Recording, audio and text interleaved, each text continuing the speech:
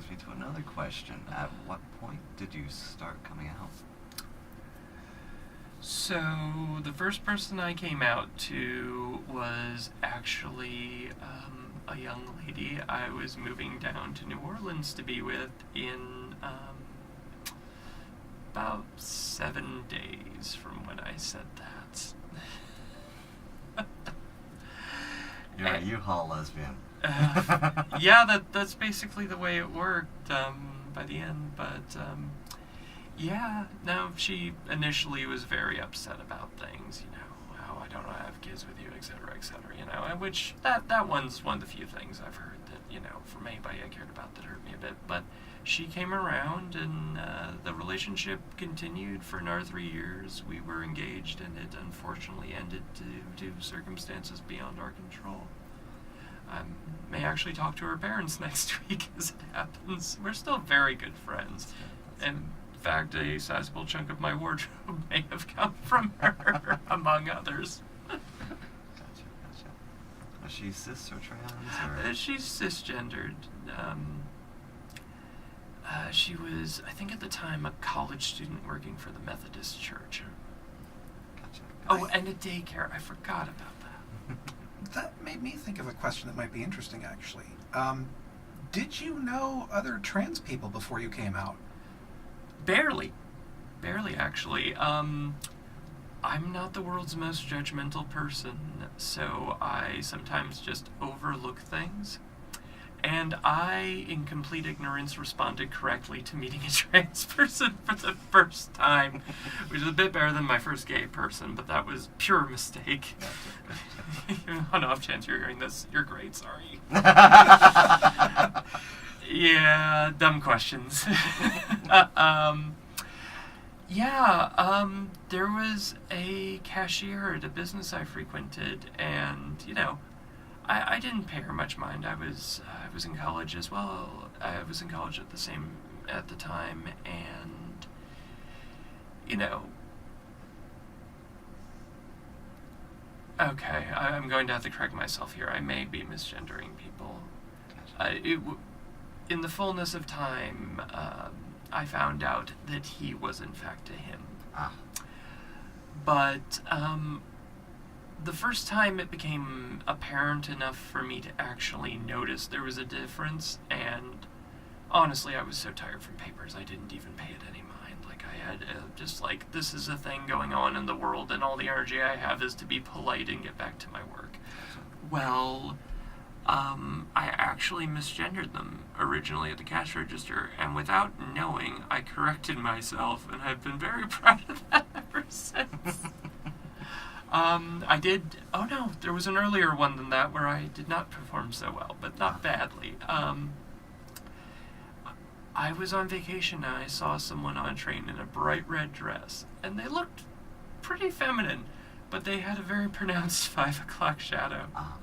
And my thought was, you know, if you're going to wear a dress, and this was the only thought I had, was, the least you could do is shave. Yeah. I think we've all had that thought about ourselves at least once. It happens. Well, we do. It's just that if you want to talk about karma, I got about as fully as you can, because now every morning or more, like, you can probably see it getting bad since I shaved in the morning and didn't have time to before coming here. But no, those are my 2 experiences that I can think of before knowing I was. Gotcha. Are there people who've been visibly trans that have had an impact on you? Countless. The first, let's see, was a young lady I met online, who, I met her because I was trying to go to the Trans Visibility March in the Capitol, and I had just broken an engagement and driven 1,000 miles, so I was having a little trouble figuring it out. And she helped me, just a random stranger on the internet. And as luck would have it, I actually ran into her at the march in D.C. And so I have a picture with her, and somewhere she has my signature on something. Did you meet Ashley at that march? You know, the thing is, it took me a while. I had to think about it. But I did see her. I did not talk to her. I didn't know who she was at the time. But after talking to her, I'm like, oh my God, you were that person, weren't you? She's like, yeah. And I'm like, of course. I also saw the plaintiff for the Supreme Court case for workers' rights for trans people. Nice. Yeah. From a distance at the Supreme Court. So, how small have you found the trans world? Quite the opposite, actually. I think that, what is it? Some people say 0.5% or something. Oh, God, no. Like, the thing about trans people is, well, we have existed for an extended period of time. Culturally, we all haven't always been as apparent, and I think what's going to happen is that I think over time more and more people will be becoming aware that they are trans, and it's not an urge to find more people, it's just, it's been part of humanity that's been bottled up for so long that I think now that there are medical resources and other things to deal with it, that I think we'll see more. And I see many, many closeted trans people, and sometimes I'll go up, sometimes I don't. But no, there are quite a lot of us out there. It's just, this is sort of an important moment in our history, and I think we're coming out more and more because we both have resources and we have important things we need to do. How do you feel about the future? The first reaction is obviously terrified, because why would you not be, the potential of being forced to stop treatment, which has been nothing but the best help in my life, or the thought of maybe having to become a refugee in another country. I know there are a couple places open to us, and loosely speaking, I do have a plan in case things go wrong. And unfortunately, neither trans nor LGBT people will be the last people who will have to do the same trip. We are at a point in our history where many, many people could become refugees. We are just the ones closest to the guillotine at current. And I think in conversations about our rights, it bears mentioning that this isn't an us versus them thing. This is a us, the people, versus what's happening to our society thing.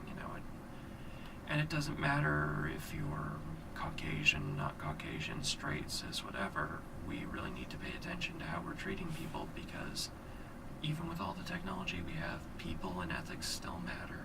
And so I try and look at this as, I'm part of this fight too. We're setting down roots. We're trying to benefit the community. Statistically, I understand that views are changing and it can get better, but the damage that might be done in the meantime is horrifying, and we're doing everything we can to prevent this. Absolutely. What's a hopeful moment that you hold on to? Every day. Honestly, every day. Because it's not that things are so grim I have to cling to hope every day. But every day I walk and I meet new people. Like, you wouldn't believe how many old ladies have decided they wanted to have a chat with me, or take me for tea to their home, or any number of things. At least in the local community, I've found people, if anything, more receptive, because they know that we're a group of people who genuinely want to be nice, want to be kind, and want to be part of helping the community. And I credited Ashley with that quite a bit, because not only did she say the right thing, she showed up and did the correct things, and she, as much as she was a good person beforehand, she definitely earned her spot in this world and brought a bit for all of the rest of us along with that. And regardless of who you're benefiting with that, anybody who can do that is just a hero in my